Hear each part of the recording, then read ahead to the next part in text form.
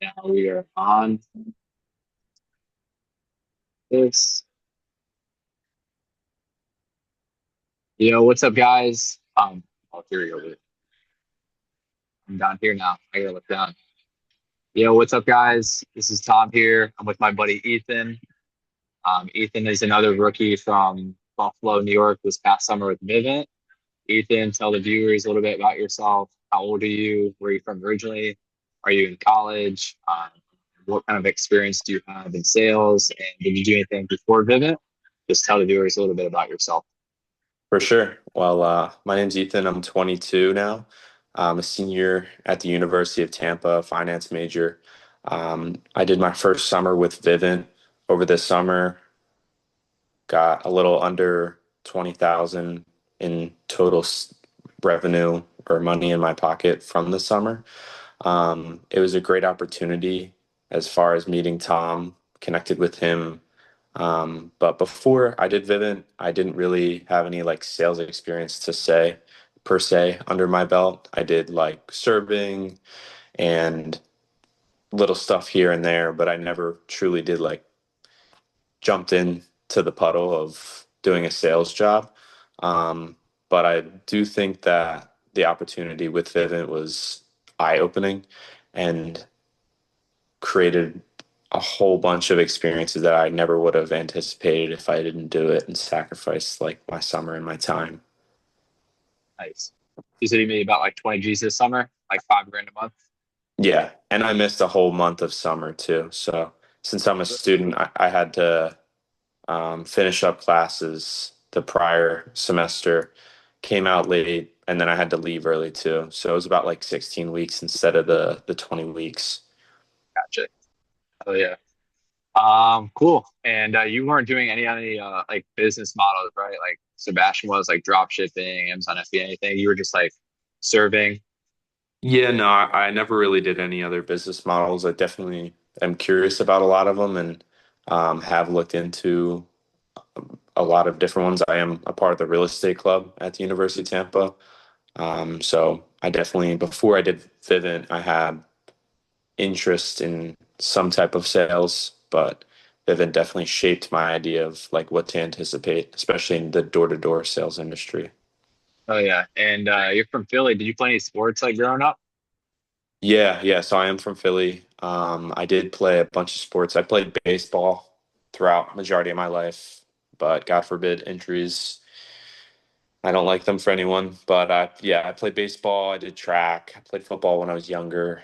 But I've always been like an active person, gym, running. Oh yeah. Guys dialed. Other than me, I guess what made you choose like door to door? Like what made you like Um, kind of like take the leap?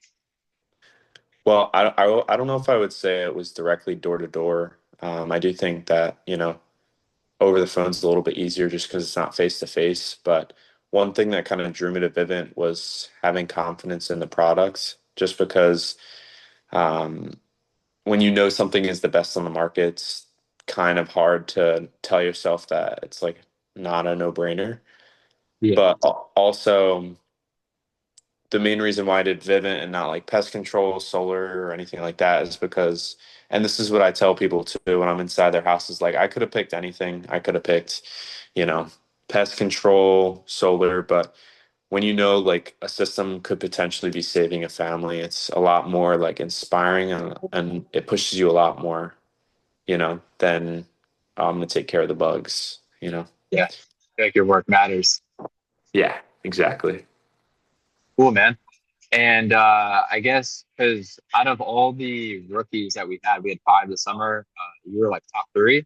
So what do you feel like one of your best qualities were that like kind of contributed to your success to being like on the upper half of like the team for like personal sales? Mhm. Um, Being personable, I feel like the reason that I did want to get into sales is I felt like I could talk to anyone.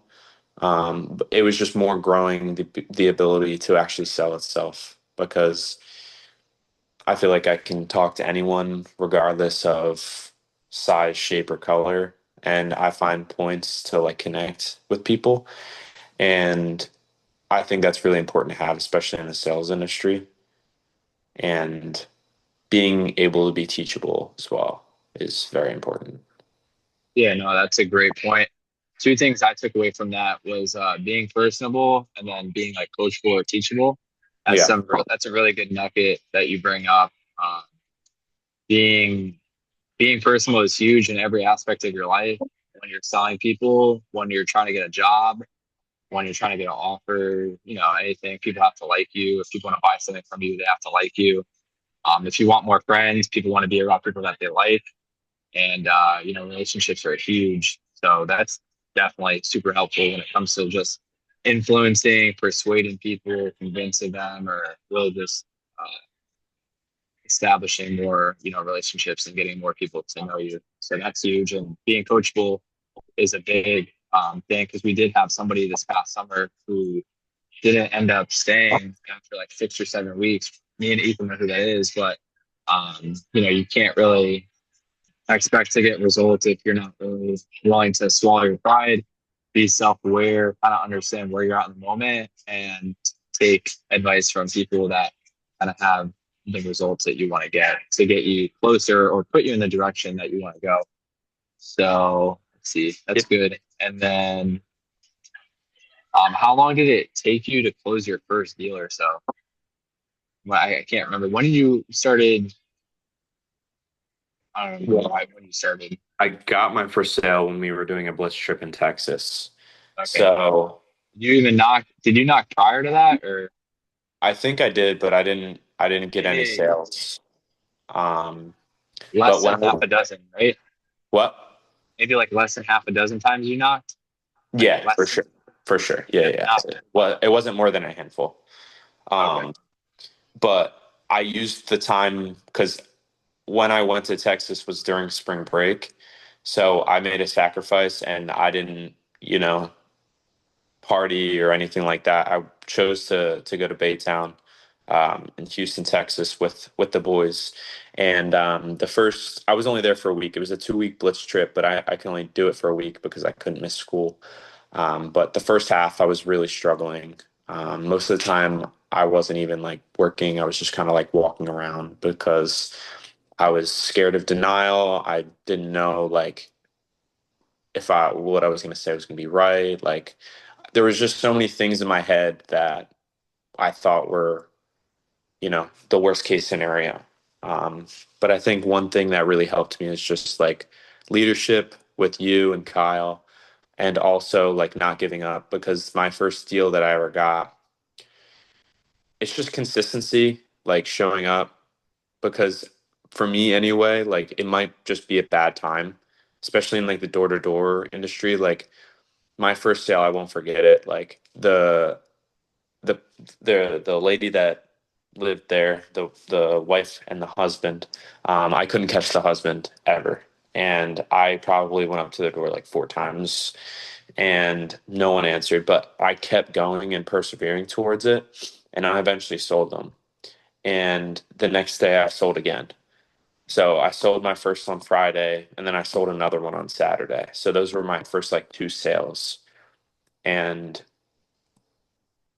shifting to more like the summer, there was a period of time where I didn't really knock locks, obviously at school, and then I came out late. And then the first day I knocked, I got a sale on Super Nice. Saturday.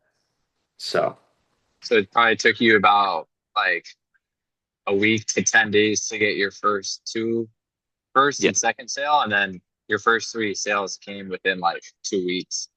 yeah, It's pretty badass. yeah. After the summer, like making 20 G's, I guess how did you feel? Like you just had back ends, like having the upfronts, like compared to like the restaurant industry. How did it feel to like have your biggest paycheck during the summer? Like how did that all feel?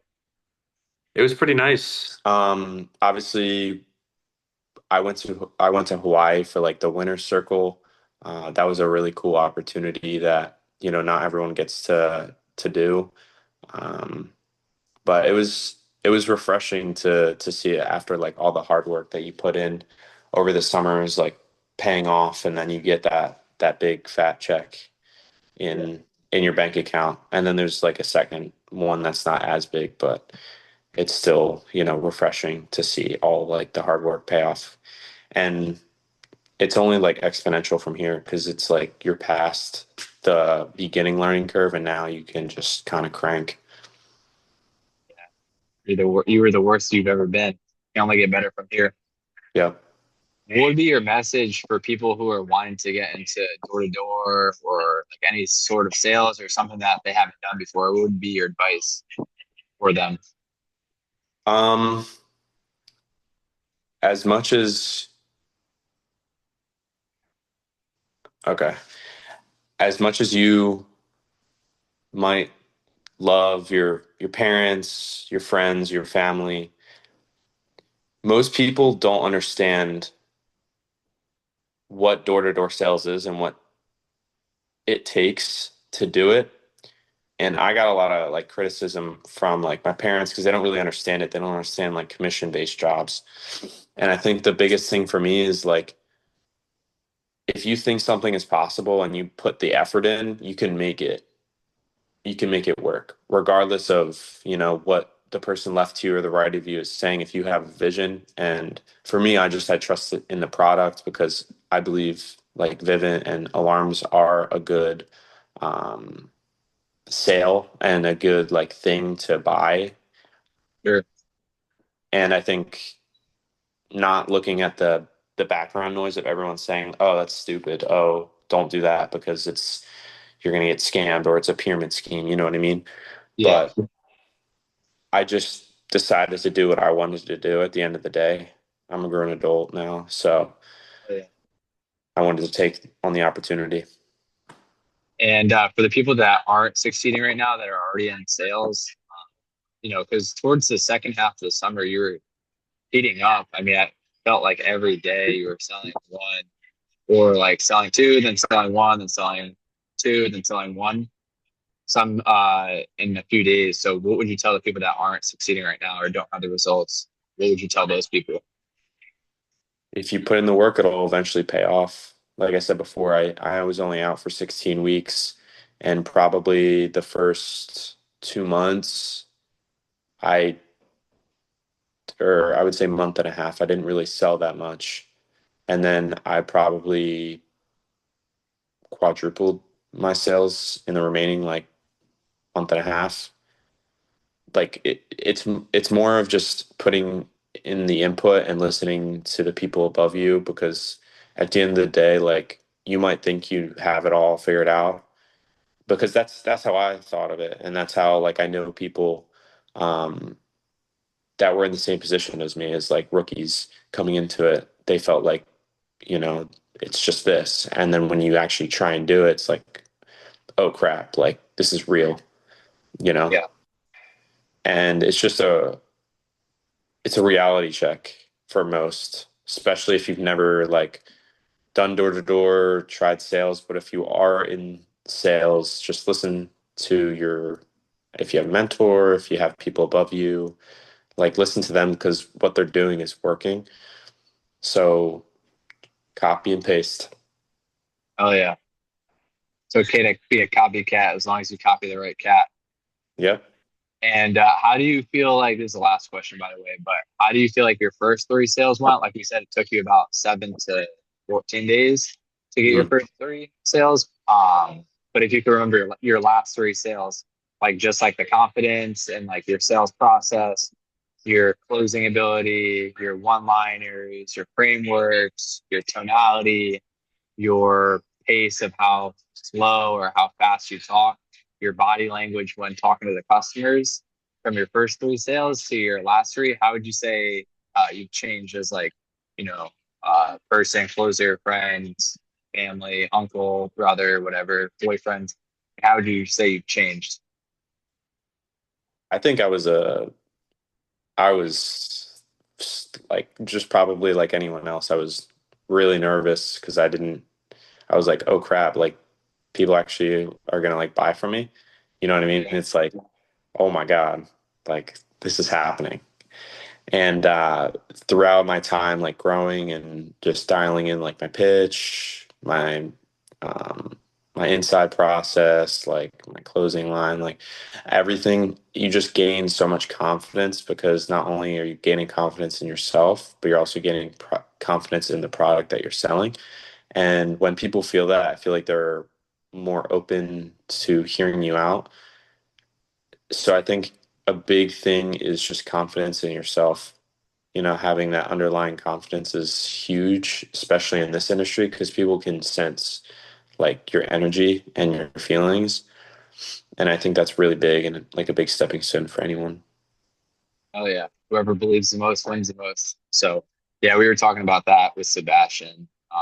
You know, your income will never outperform your personal development. So just focusing on becoming a better person to solve more problems and just to serve more people, and eventually, you'll get to mastery in any industry that you're in. So that's Agree. a Of wrap for this video. I just want to say thank you, Ethan, for hopping on. My course. dog. Make sure if you guys are wanting to apply to the coaching or the mentorship with me, click the link in the bio to see if you guys qualify, and you'll be like Eat Money, just cleared 5K a month this first summer. So appreciate you, Ethan. Yes, sir. Perfect.